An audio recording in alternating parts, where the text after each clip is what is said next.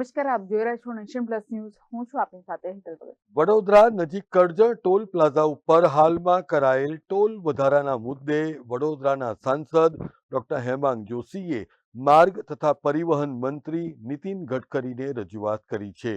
છેલ્લા 1 મહિનાથી અચાનક કરજણ ટોલ પ્લાઝા પર ટોલ ટેક્સમાં 60% જેટલો વધારો ઝીકવામાં આવ્યો છે, જેને પરિણામે વડોદરાથી ભરૂચ અને સુરત જતા દૈનિક 1 લાખ કરતાં વધારે નાગરિકોને ભારે હાલાકીનો સામનો કરવો પડી રહ્યો છે.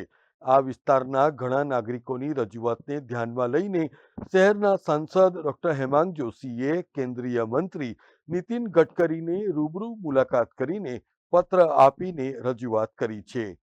સાથે જે નાગરિકો 24 કલાકમાં 2 કરતાં વધારે વખતથી આ ટોલ પ્લાઝા પરથી પસાર થતા હોય એમના માટેના દરમાં પણ વધારો કરવામાં આવતા સાંસદ ડોક્ટર હેમાંગ જોશીએ કેન્દ્રીય મંત્રી નીતિન ગડકરીને ઘટ્ટું કરવા માટેની રજૂઆત કરી છે.